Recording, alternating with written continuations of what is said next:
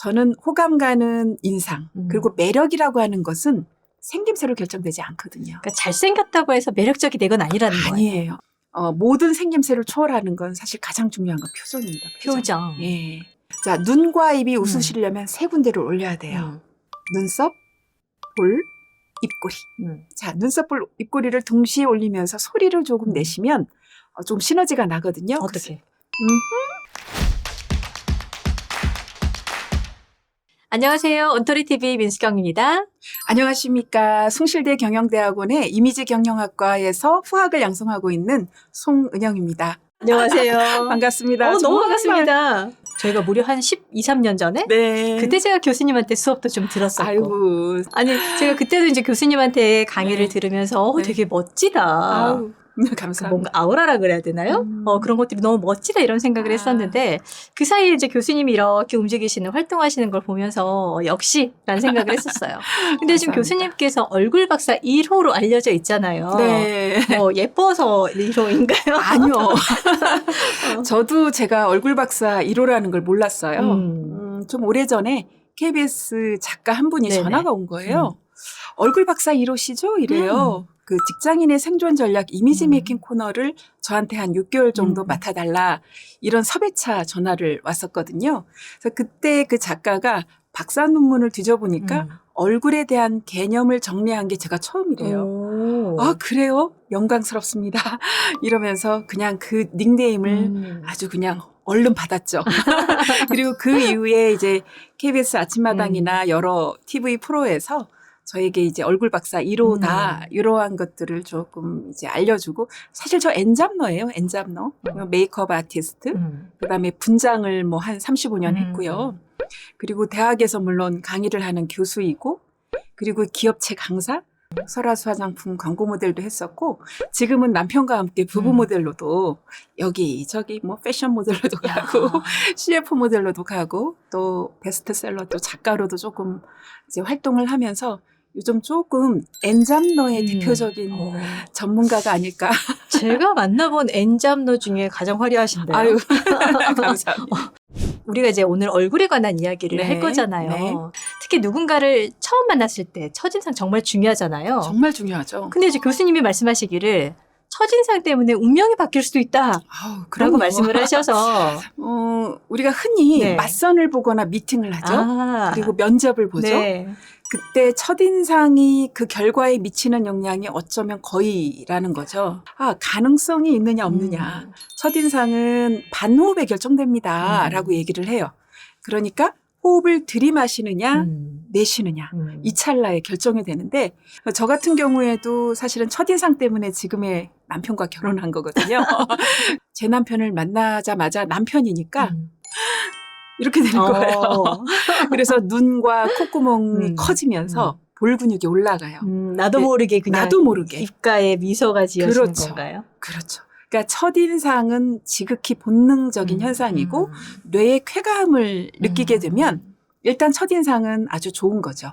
그래서 본능적으로 뇌의 쾌감을 느끼느냐 아니면 불쾌감을 느끼느냐 여기에 첫인상이 이제 결정되고 이거에 따라서 내 일생의 배우자가 결정이 될 수도 있고 그렇죠. 회사가 결정될 수도 있기 때문에 첫인상은 정말 운명을 바꿀 수도 있다. 저는 이렇게 봅니다. 물론 첫인상이 다는 아니지만요. 우리가 이제 메슬로우 욕구 단계에 보면 맨 밑에가 생존의 욕구잖아요. 그다음 안전의 욕구. 네. 우리 뇌는 본능적으로 누군가를 만나면 저 사람이 나한테 안전한 사람인가? 저 사람이 그래서 공격성을 띠는가? 아니면 나한테 편안하고 선한 인상을 주는가? 이걸 굉장히 중요하게 봐요. 생존에 관한 그리고 안전에 관한 그 욕구 때문에 이제 그 다음에는 좀 더 이 사람과 내가 계속 만나도 될 것인가? 그래서 제일 먼저 뇌에서 건드리는 것이 바로 감성적인 뇌거든요.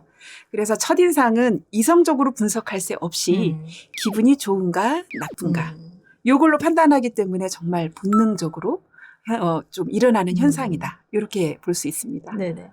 그 교수님은 이제 리더분들 이미지 컨설턴트로도 또 오래 활동을 하셨잖아요.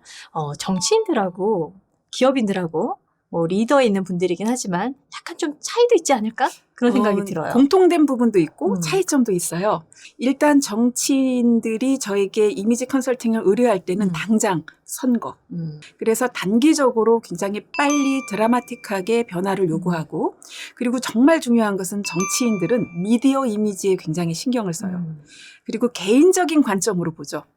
나 한 사람, 정치인 한 사람으로서 뭐 미디어를 통해서 또는 직접 유권자들을 만났을 때 나는 과연 얼마나 호감과 신뢰를 주고 있는가. 그때 비춰지는 표정, 자세, 뭐 매너, 악수하는 거, 그리고 아이 컨택, 그다음에 옷차림 이러한 것들을 통합적으로 제가 이제 봐드리죠. 네. 근데 굉장히 단기적이라는 거예요. 그런데 기업 CEO들은요, 좀 더 장기적인 안목으로 보고 이 기업이 추구하고 이 기업이 비춰지는 브랜드 이미지를 먼저 생각하고 거기에서 그 이미지 가치를 높일 수 있도록 CEO의 이미지는 조금 더 그 이후에 맞춰지는 경향이 있어요.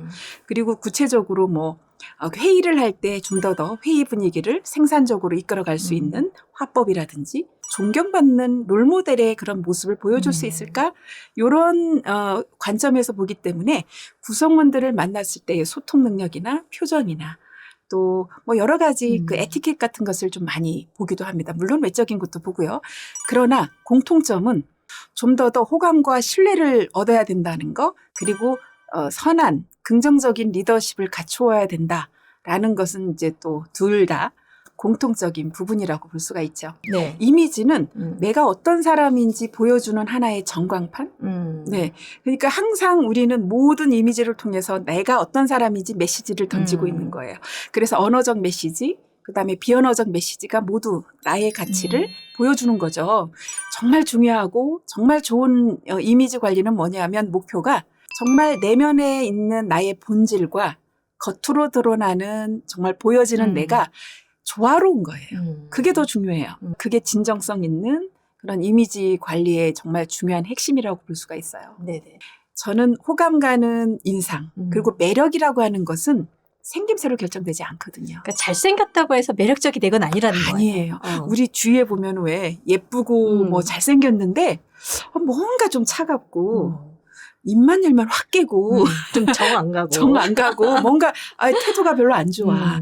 이런 사람들은 매력적이지 맞아요. 않잖아요. 맞아요. 그래서 매력적인 사람 또 좋은 인상은 정말 생김새로 오지 않습니다. 그래서 저는 늘 강조하는 게 생김새보다 인상이다라고 합니다. 그런데 신기한 건 사람이 다 다르게 생겼는데 세계 뭐 흑인종, 황인종, 백인종 상관없이 또 나라와 민족 상관없이 좋은 인상, 나쁜 인상은 느끼는 게 비슷해요. 이게 바로 좋은 인상의 보편성의 원칙이거든요. 그래서 제가 강의하고 책을 쓰는 것도 이 보편성의 원칙에 의해서 요렇게 우리가 인상을 관리했을 때 보다 더 많은 대다수의 사람들이 보편적으로 좋아할 거다라는 원칙으로 제가 사실을 강의하거든요.